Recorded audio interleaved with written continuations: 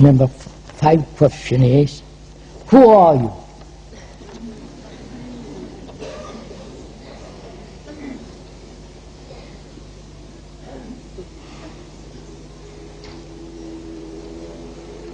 Is that an important question? Or would you say, who am I? Not who you are, who am I? And if I tell you who I am, what does it matter? It will be out of curiosity, isn't it? It's like reading a menu at the window. You have to go into the restaurant and eat food. But merely standing outside and reading the menu won't satisfy your hunger. So, to tell you who I am is really quite meaningless. First of all, I'm nobody. Right? That's all. It's very simple as that. I'm nobody. But what is important is who you are. What am I? What are you?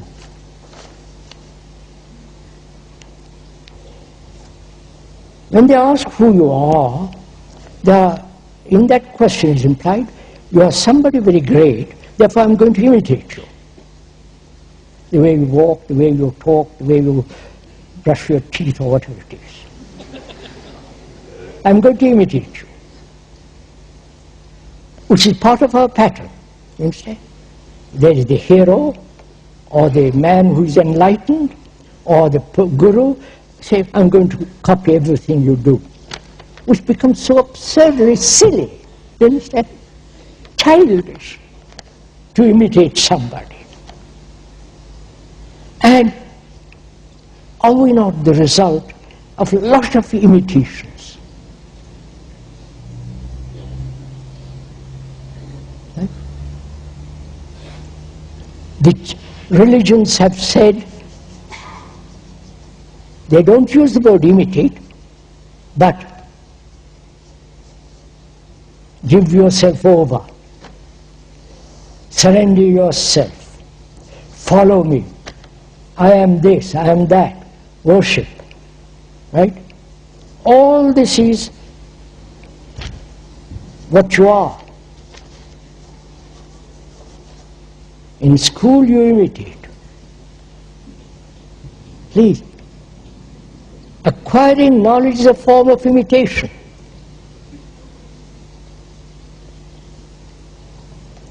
And of course there is the fashion, short dress, long hair, short hair, beard, no beard.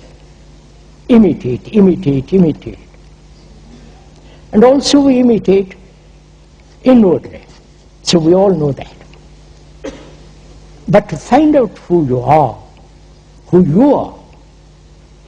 not who the speaker is far more important. And to find out who you are, you have to inquire. You are the story of mankind, which is really a very, if you really see that, it gives you tremendous vitality, energy, beauty, love. Because it is no longer a small entity struggling in the corner of the earth. You're part of this whole humanity. It has a tremendous responsibility, vitality, beauty, love.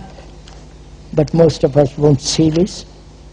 But whereas we are most of us concerned with ourselves, with our particular little problem, particular little sorrow and so on.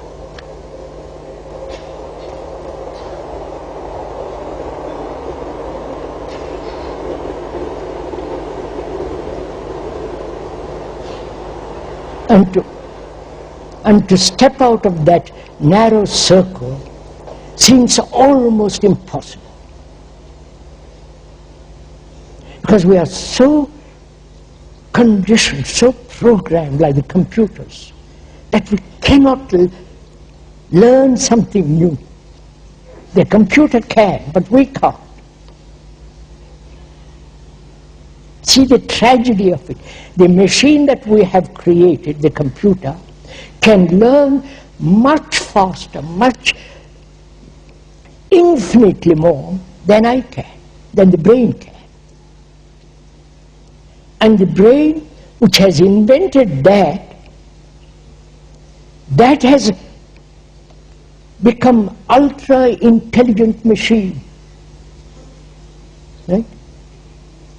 Whereas our brain is sluggish, slow, dull, because we have conformed, we have obeyed, we have followed. There is the guru, there is the priest, there is the rich. You follow? And when you do revolt, as the revolutionaries and the terrorists do, it is still very superficial. Changing the pattern of politics, of so-called society. Society is merely the relationship between people. And we are talking of a revolution, not physical, but the psychological revolution in which there is no, at the depth, conformity. We put on trousers because you're in this country, and you put on in India's different clothes. That's not conformity. That's nothing childish. But inwardly, not a feeling of conformity. Conformity exists when there is comparison.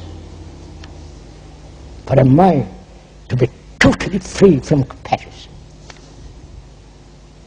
that is, to learn, to observe the whole history which is embedded in you